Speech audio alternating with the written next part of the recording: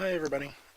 So I know last class period maybe got a little confusing. It went a little fast, so what I wanted to do is give you an extra video kind of walking you through it again so you can kind of use this as reference. So first things first, we're going to talk about setting our project. So again, everything in Maya wants to store everything within one folder structure. And so I could go back and find some previous projects. Let me find one to show you where Maya, like here we have a character I made for 3D animation class, and so here's one of the folder structures. This was a Maya project folder, character-3D animation, and you'll see that it puts everything within a folder structure. And in here we have our scenes, and these are all of our Maya files that we save. We have images, which are some renders or other save files that we may be using for the project. And underneath here we can put other folders if we need to store it. Movies is where it'll save out like play blasts and stuff like that. And then source images is where we put any reference images or textures that we may need. And so this is the folder structure that Maya wants to work under. And now if I just give anybody that folder with all of this stuff underneath it, they can tell Maya that this is the new project they're working in, and Maya will be able to find everything and link up to it. So let's just go ahead and create a new project for our breakfast scene. So I'm going to go File, and we're going to go to our project window. So this is what we have to do the first time we're going to make it. So I'm going to say no, or I'm sorry, I'm going to say new. I'll name it breakfast. I'm just going to put this on my desktop. You'll probably be storing it on your hard drive. So I'll select this directory, so you'll see it's going to put our location for this project on our desktop. And these are all the folders it's going to create in here. And so as you get more advanced in this, you may realize you're not going to be using any templates or something like that, and you may just not want to use that folder at all. But as of now, I'm just going to accept Maya's default plan for what it thinks I'll need. And so I'll hit accept, and you'll see now that if I go to my desktop, there you go, you'll see that we have a breakfast folder, and it just generates all of these folders. Right now most of them are empty. The only file you'll see is this workplace.mel, and that file just has to be present in any Maya project. So let's go ahead and start making our coffee cup. So we're just tumbling around inside of our scene here. Again, to move around inside of our scene, hold down Alt, and we can use our 3 mouse buttons. So if we use our left click, it's going to tumble us. If we use our right click, it's going to push us in and out. This is dollying in and out. It's not zooming. Our whole camera is actually moving. And then if I click down on the mouse wheel, which is considered middle mouse button, not scrolling it, but click down on it, you'll see that I'm able to pan up and down. Now, you can also dolly in and out by scrolling your mouse wheel, and so that's what a lot of people do, and that works pretty well. So those 2 buttons, you can do most of it with those 3 options. So we're going to go ahead and create, we're currently in our perspective view. We want to see what it looks like from all of our different views. Can't actually see the names of our views in here, so I'll turn that on so you can see it. Under heads up display, I think it is called camera names. And so from that you see that this is my perspective view, this is my side camera, this is my front camera, and this is my top camera. And if I were to make a tube, you'll be able to see this is what it looks like from the front, this is what it looks like from the side, this is what it looks like from the top. And that gives us multiple ways that we can edit this object. But you see, if I move it from side to side in the top, it doesn't look like it's really moving in this side, and that's because we're looking at it in this direction. So we're moving it forward and back. And in the orthographic views, you don't see any foreshortening. So it doesn't look like it's moving, but it is moving further away and closer to our camera. So these are our different views, and so I'm going to choose which view I want to be working in. I'm going to delete that. And I'm probably going to start modeling mine from the side view. Okay, so I've gone onto the internet and looked for coffee cups under the Google image search, and we're just doing this for reference. This is something that you can use to sort of get an idea of what shapes you want. You know, when you later on you decide you want to do forks, get images, and it's just going to give you a lot of options. And so maybe from the top view you'll want to use this. Let's see if there's actually any good side views of a fork. Maybe not. So you may not be able to find, I mean, I'm sure you can keep searching and eventually you'll find something that will work. But you can use these just to look at, or you can use these to put into our image plane as a reference inside of Maya. So maybe I would decide I wanted to use this because that's a good front view of a fork and it'll give us an idea of what we need that shape to look like. However, you don't want to use this for texturing because people own the copyright to these images. So you can refer to it all the time when you're making your own work. There's nothing wrong with that. But if you were to just use let's say I search for grass, and go to these images, I can't just use this picture as a grass texture because bgfonts.com owns it. Right? So that's just I don't know, that's just something to keep in mind. A lot of students kind of fall into that trap. And okay, so we're going to use this as our coffee cup reference. Go to view image, it's gigantic. I'm going to save this image and I'm going to save it in that folder we just created under source images.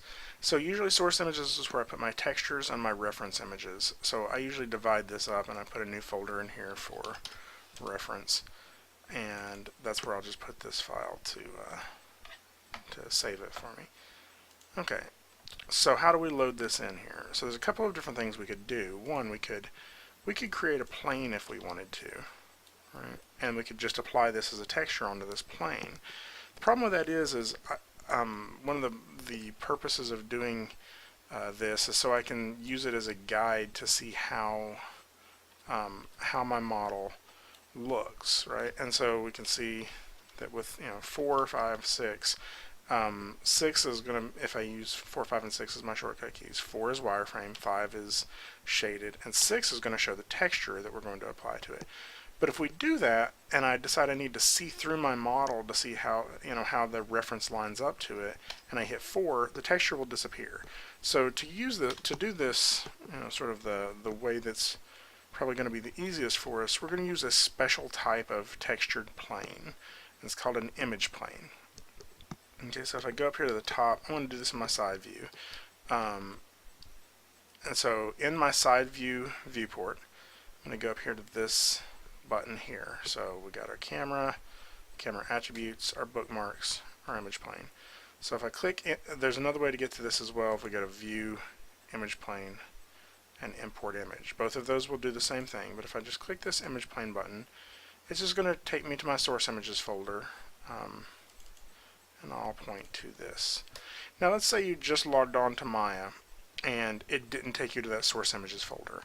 I'm going to undo this so we can see this. The reason for that is because your project may not be set. If we just created the project, it automatically sets it for us, but let's say you go to a new computer, you plug your hard drive in, you open up Maya, and you start to work, it doesn't automatically know that's the folder you want to work out of. So as soon as you open Maya, you go File, Set Project, and you can point to your breakfast folder and hit Set.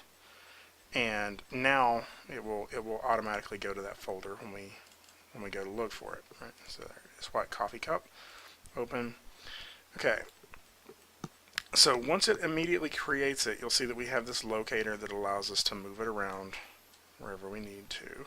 And so I'll line it up like that. But if I go to my perspective view, you'll see it's also right there in the center of the scene, and that's where I know it's going to create. My cylinder is right in the center of the scene. I don't want it getting in the way.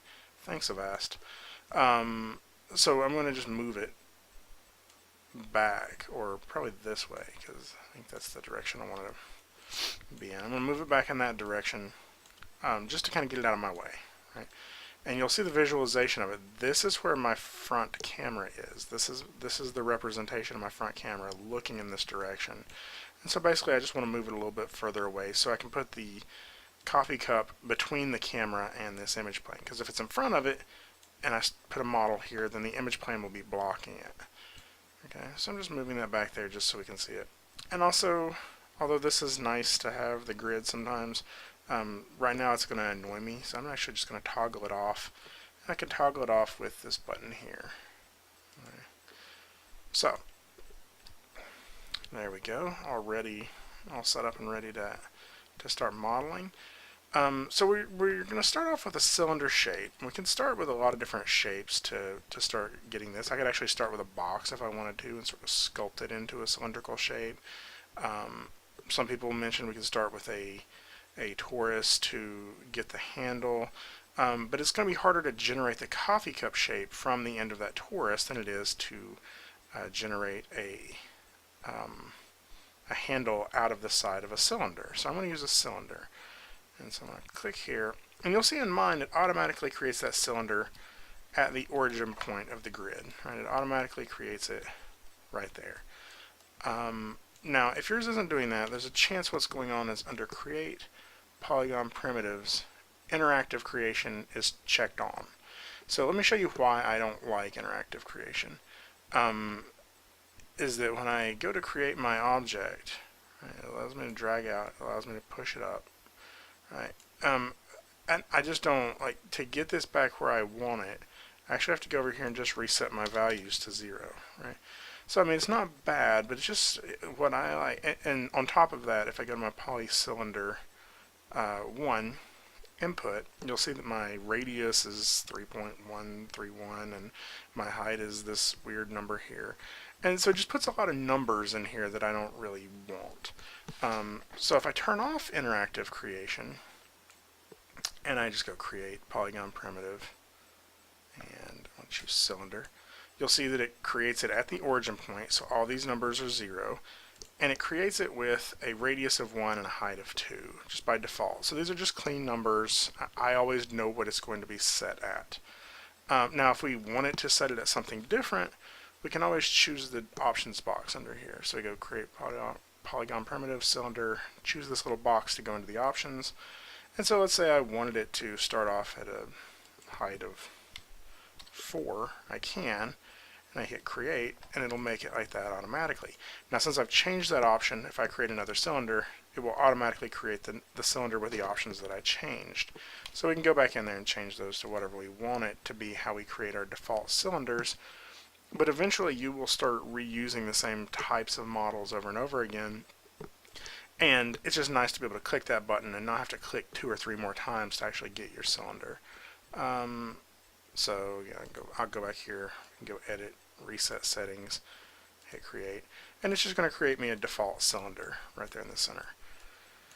Okay, so now we have this default cylinder. There's a couple of things we're going to want to change on it. Firstly, I need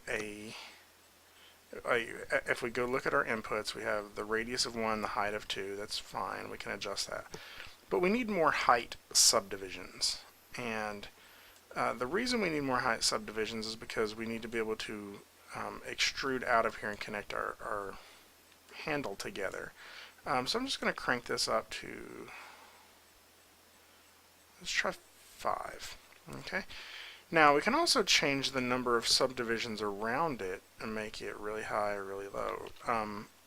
Quick note on what I'm doing there. If I select the name and middle mouse click out here, it'll allow me to drag and raise that up and down.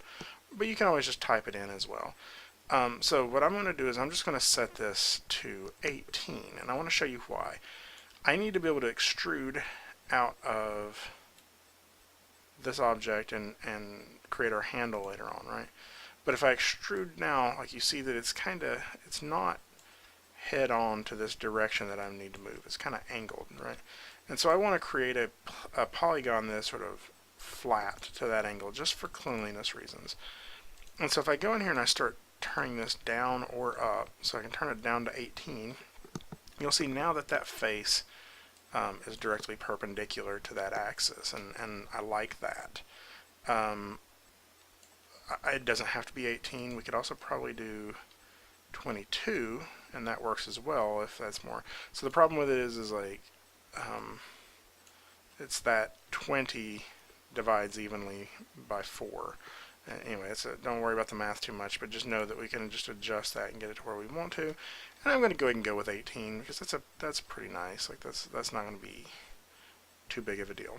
Okay, so I usually try to get the minimum amount of mesh necessary to get the shape because it's always relatively easy to add more mesh later. So once we have this, let's go ahead and start positioning this model in here so it sort of lines up with the coffee cup more. And so we'll do that from this angle. I'll scale it up and get it kind of close to the width. So it's pretty good. Hit W. Now from the front view, if I grab this middle and move it around, you see it's going to move it in those, or the side view, I'm sorry, it's going to move it in those two axes. It's going to move it up and that way. And that's because in the side view, there's no depth axis. However, if we grab it from here, you're going to see it's kind of going to move it in relation to the character, so it's moving it in multiple axes. Or we can just grab one of these handles and move it straight up and down. See that? So let's kind of position this in here and get it roughly where I want it. In the end, I may end up erring just a little bit on the side of too big instead of too small. Okay, so when I get to that point, I'm pretty happy with that. And I can go here and kind of see, that's our cup floating in space. No,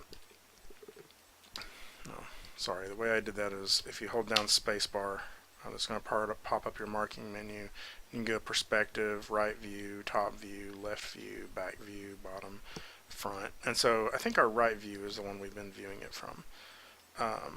You can also get that by doing panels, orthographic, front, side, top. So you can change your view. If you just want to maximize it, you can change your view that way as well. So once we have it like this, I need these edges to line up with the points where we're going to be generating our coffee cup, right? Or generating our handle. So I'm going to right click on here and I'm going to go to edge. Okay, so again, we're manipulating this object on the sub-object level. So the object level, if I grab it, I'm just moving the whole object. The sub-object level, edge, vertex, and face, we'll get to some of these others later, don't really worry about them right now. Vertex is going to grab the individual points that allow us to move it around. Face is going to grab the individual faces, and edge is going to grab the lines. So let's think about how this is constructed just so we'll know sort of the theory of it. If I were to grab vertices, each of these vertices is just a theoretical point in space. Right? Any two vertexes are going to be connected by a line, and that's the edge. Okay, so any edge is just constructed of two vertices. So let's say I needed to move these two vertices together.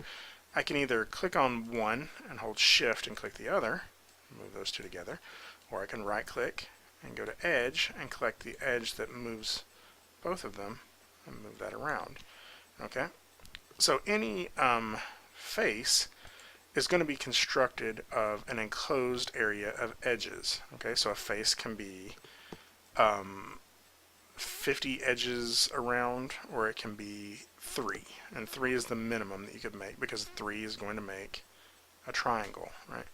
And so don't worry about what I'm doing here right now, but if I were to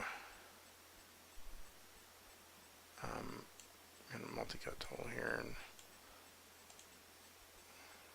slice that, like this face here is the smallest possible face that we could make because it's 3 edges.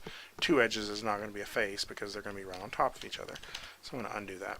I just wanted to show you sort of what the simplest face could be. Now, having said that, we could have a polygon that is 50 edges around it, and it's an enclosed area of 50 edges. That's very hard for Maya to interpret. The easiest way for it to interpret it is either a 3-sided face or a 4-sided face. Okay, so either a quad or a triangle. And so all these squares we call quads. So we can edit these just by grabbing groups of them and moving them around, and this is editing it on the sub-object level. The sub-objects are the parts of the mesh that make up the entire object. So let's look at some quick ways of selecting multiple things. Let's say I needed to move this entire group of or let's say I need to move this edge up higher, right? I need it to line up with the top of my handle. A couple things I could do. I could go in here and individually start selecting each of these. I click one, I'll hold down Shift, and click all the others until I get all the way around it. Another way I could do this, if I hit 4 so we can see through our model, I could just drag select all of those, right? And so that's just going to select all of them in the front and back, and I can move that whole edge around that way. But let me show you really quick. A nice shortcut is I can just double click on this, and let's look at this in our perspective view so you can see what I'm talking about. If I double click on this edge, it's going to select the entire edge loop that goes around it. Okay, so if I double click, so we get that entire edge loop. Now an edge loop is just any path of edges as it goes around. And it usually works really well with quads. We can see that it keeps going around here because it knows that this is sort of the way the quads are flowing. But if it gets to here, it wouldn't want to just go up this way because it recognizes that so this is the path of the quads. So when we get to triangles, though, it gets a little more confusing. So it doesn't go all the way around because it gets to this intersection and it doesn't really know which one of these paths to keep going down. So it just stops there. And so that's how we can select stuff, and it'll just be a little practice of that. But if I double click on this edge, I get the entire edge loop, and then I can go back to the right view, and I can use this selection to move this around and line it up. Now again, if I grab in the middle, it's going to move it in multiple axes, and I really just want to slide it up and down, so I'm just going to grab the y-axis and move it up and down.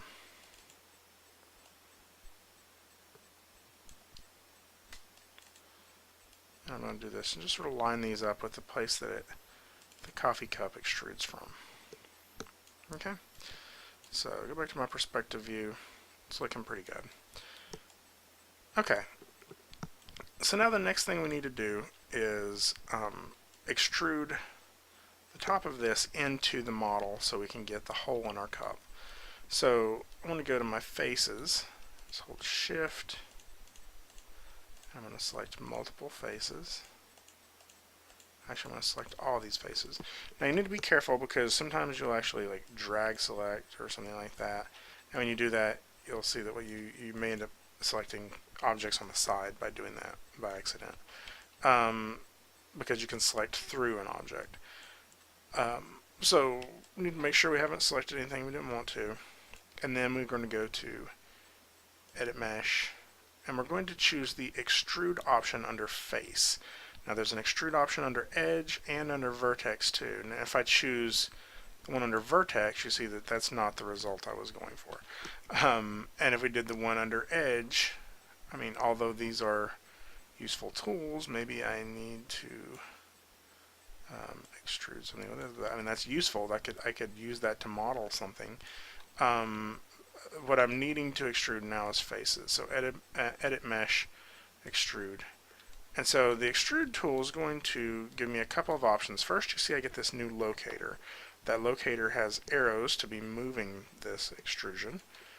It has these boxes, and if we click the box, it's going to switch it to scale. It'll allow us to scale this extrusion in and out. And you'll also see that we have this little ring around it, and if I click that ring, and it's really easy to accidentally click something else. So you click the ring, you'll see I get my rotation options, and I can rotate that extrusion. Okay, so I've scaled it in. Now I've extruded once. I want to extrude again. I could go to Edit Mesh, Extrude, and that works. But another shortcut is to just hit the G key, because G will repeat your last action. So if I hit G, it repeated the extrusion, and now I can do another extrude. Another option is to click this button here. This is the last tool you used. I believe that worked. Make sure. Apparently not. Apparently it's not considering my extrusion as the last tool I used here. So I'm just going to go ahead and keep hitting G to extrude again and again. See, I accidentally scaled that one. Okay, and now I want to see how close I'm getting to the bottom so I don't go through it. So I'm going to go back to my right view, and I can see it from here. I can see where I'm at.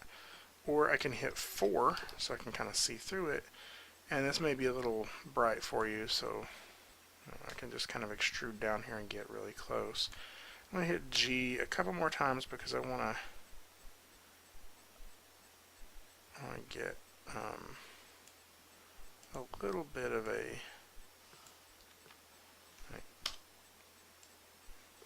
for some reason G is not repeating that, so let's do edit mesh, extrude, move it down, scale that in, hit G again. Oh, that time it worked, I don't know.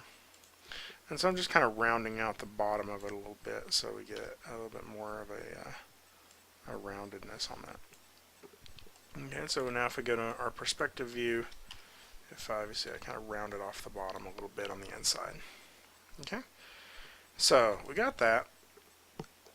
Now let's go ahead and go back to our right view, because what we're going to want to do is we're going to take this face. Remember when we made the face kind of flat on here based off of our grid? We made this face very flat to that grid. I want these two faces to extrude outward. Okay, and if I grab them here, you'll see that in my right view, they're going to go straight in that direction. That's the direction I want them to go. So I could just do edit mesh, extrude, and just sort of pull them out. Now I'm not going to worry too much about the shape right now, other than I need to adjust it a little bit so I can connect them together. So I'm just going to go to my vertex mode, just grab those two vertices and just move them in. You also could have used the rotation on the extrude, but it would have rotated them both in the same direction. So that's why I'm just sort of manually moving them. I'm going to go back to my perspective view, and now I just want to connect this shape to this shape, or this face to this face. I'm going to show you two ways of doing that. So I can go to face, I can grab this face, and say edit mesh. I'm sorry, I'm in the wrong thing. Edit mesh, extrude. I can move this out. Maybe I'll just go back to hit W to be able to go back to my main move tool. Just move this around until I get down here relatively close.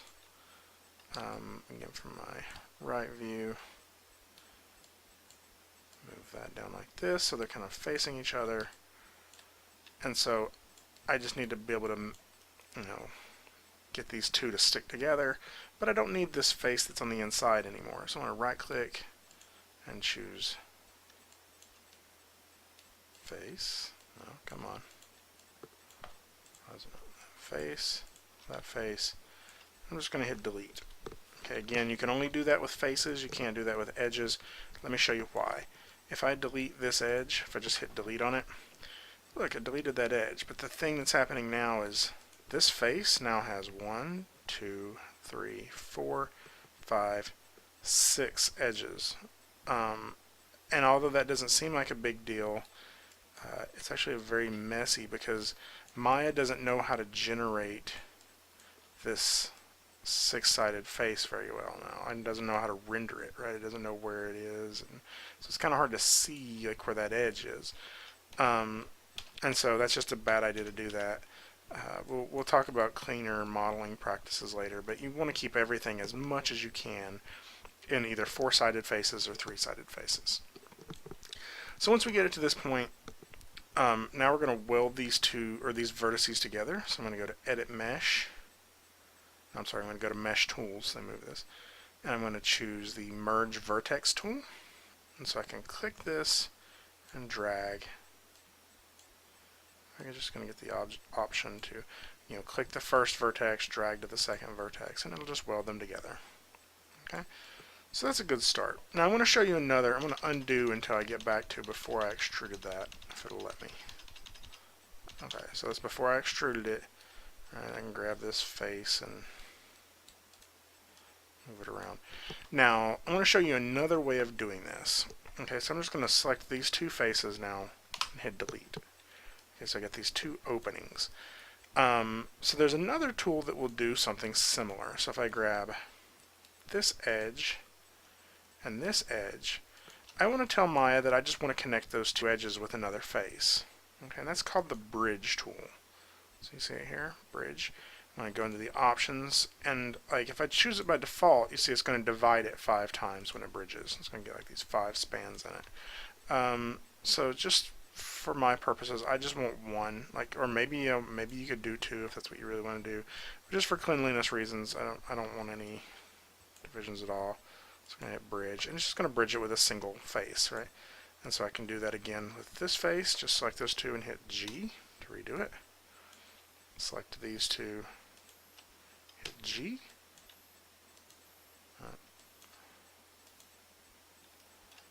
And G. So the problem with that is sometimes the bridge tools is kind of hard to use, but that's another way of doing that. So now that we have this, we got this coffee cup, but it's a little clunky looking. So we need more detail on the handle, right? If we go to our right view, we see that that's not lining up with it at all. But we don't have enough mesh to make it line up with it. Like we don't have more points to move around. We just have these, these vertices here. And so this is fine. Like we can use this to manipulate it and get it as close as we can, right? But it just still needs more information in there to get that curve. And so we're going to do that by inserting another edge loop. So you'll remember that an edge loop is that ring that goes all the way around, and those edge loops can be found all over the place, right? By double clicking on them. So we're going to insert new edge loops.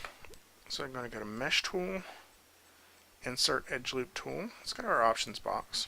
So you'll see now it opens it up over here in our Tools menu. So it's kind of just gives us this set of tools that we can change every time we click it, right? And so if I click it right now, I'm going to get another edge loop, right? And I can grab that and move that out to adjust it however I want to. Now I want to show you something that sometimes works and sometimes doesn't. If I click this Insert Edge Loop tool again, there's where you repeat the tool, or I could have hit G. There's an Insert with Edge Flow. Okay, sometimes this is a good thing, sometimes it's a bad thing, but I just wanted to show you where it is in case you're getting results you didn't expect. So if I click here, we'll see it kind of tries to round it off for me. Now it doesn't always do the best job, but if we go in here and look at this from the right view, let's get this lined up better here so we know that we're close. Okay, I'm going to repeat my Insert Edge Loop tool, and I click here. It's going to try to keep that curve. Now it doesn't do perfect, but it's better than nothing, right? Sometimes it doesn't do what we want it to do though. Like if I tried to click here, you see I don't want that, and so we're just going to use that a little bit to kind of generate some stuff that we may be able to use. I'm going to hit W again to go back to my Move tool, and I'm just going to put some of these vertices where they need to be. They're not terribly bad off, but I can just kind of change the shape of this a little bit. Okay, so that's getting closer to the shape we want. Again, go back to my Insert Edge Loop. I'm going to use the Insert with Flow and just sort of see if we're getting a little bit more of what we would like.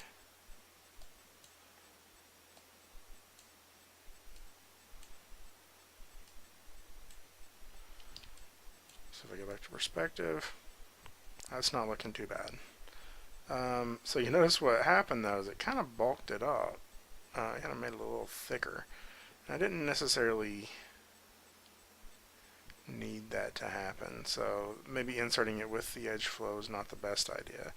But I kind of like it, so I'm probably going to leave it.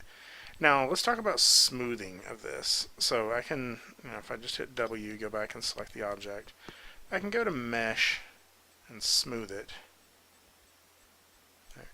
And so basically what that's going to do by smoothing it is it's going to subdivide it. So you saw like I have an edge that goes there and there. If I go to Mesh Smooth, it's going to round it a little bit and add like twice as many faces. So you see now that, and then so it kind of doubled the amount of faces in that area.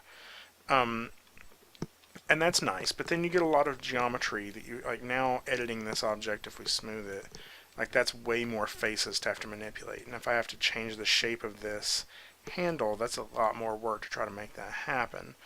because there's so many more points to move. So we want to keep it as low res as possible for as long as possible. And again, if I need to change this now, it's not too hard to scale that in and make it thinner.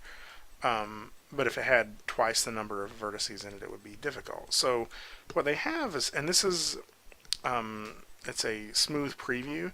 So right now if I press 1, we're just seeing it as it is. If I press 1 as the shortcut key. If I press 3, I'm seeing sort of a preview of what it would look like smoothed. And this is a slightly different algorithm that generates this smoothness. It's not exactly the same thing. This is closer to what's called the subdivision surface instead of a smoothed polygon. But it gets you an idea of what it would look like if we start rounding this thing off. The interesting thing is if we render this with Maya software render, it's still going to render as boxy. But if I sorry, mental ray didn't load, so sometimes you have to load the plugin. Plugin manager, it's Maya 2MR is what it's called. So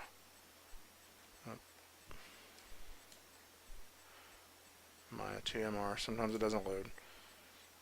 So if I render this with mental ray now, you'll see that it renders it in that previewed shape. So that's something to remember. Like, we don't always have to smooth it. Sometimes if we're going to be rendering with mental ray, we can just do that to see the smooth version. Sometimes though, your solution is not that you're planning on smoothing it. You're just going to model it with enough information that it doesn't have to be smoothed. Let's add when I hit 1, you'll see, or when I hit 3, you'll see a couple of things. I kind of want this lip to be a little less like smoothie as it goes around through there. And if I don't smooth it, I kind of want to have some of that information in there manually. So I'm just going to insert another edge loop. I'm going to go to Edit Mesh. I'm sorry, I keep doing that. Mesh Tool, Insert Edge Loop Tool. I'm going to turn off this insert. Well, let's leave it on and see what it does. It's not bad. It kind of gives us some information. But I'm going to turn it off anyway because that's not exactly what I want. I'm going to get that. I'm going to move it up, maybe a touch higher. I'm just going to keep hitting G to kind of get me some more on there. And I'm just a little bit of a manual worker anyway. I just kind of like having the option to do it myself. W, pull that up just a little bit more. And then so maybe I even want it to sort of bulge in just a little bit on the inside. I can click that and then just sort of scale it inward just a touch. So you get a little bit of that, like, the ceramic sort of smoothed in there, something like that, or the paint kind of puddled up around it. If I hit 3 again, the other thing I'm noticing, and see that's kind of getting more of the shape that I want on the top. The other thing I notice is it's rounding off way too much at the bottom, and that's because when I smoothed it, that's a big face, right? Like that's a big section that it's going to try to round that entire. It's going to try to round from there to here. It's going to just try to round it in one long curve. So if I just make the distances that it needs to round shorter, I'll get a better result. So if I go to 3, you can see that there, and I can insert an edge loop in this one as well. And when I do, you see sort of a highlighted out version of the low res model, and I can click the point wherever I want to, and it'll just add it and smooth it. And so I can do the same on the bottom. Well, no, I can't very well on the bottom. But that's going to get us a rounder bottom on that. And then when I hit W and go to 3, we can see it more clearly again. Okay, so this is a good start. I wouldn't say that I'm finished. Again, the more I look at this handle, the more it bothers me. So maybe I would go back here and I would choose the faces that are pooching out too much. Probably those mainly, and I would start scaling those in to kind of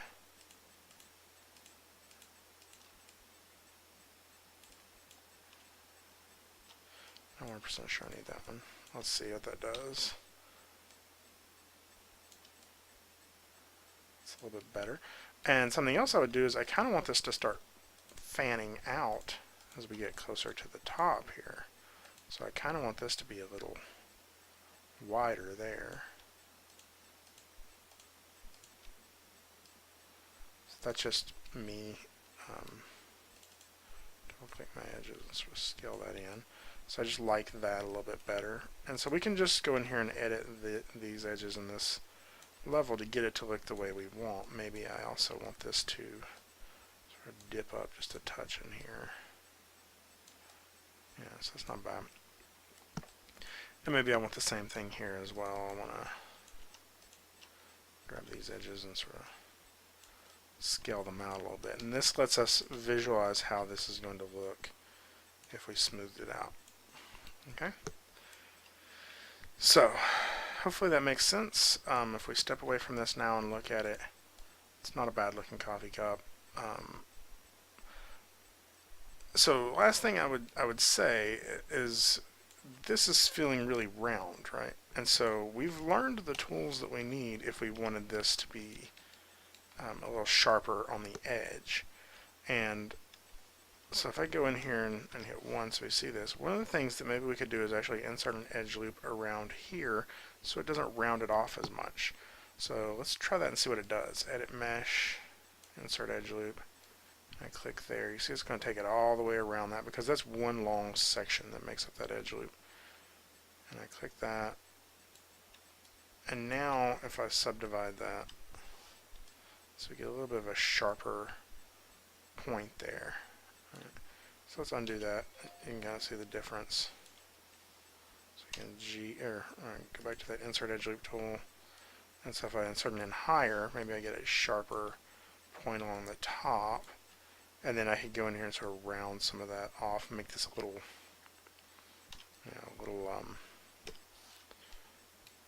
so it kind of gives us a slightly different shape to it.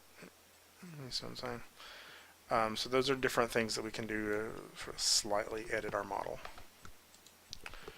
Okay, well I think I've, let's see, this video now is 41 minutes long, so I've probably talked long enough. I'll go ahead and stop, and this should give you plenty to catch up on if you felt like you missed anything in the lecture. So let me know if you have any questions, and I'll talk to you soon. Bye.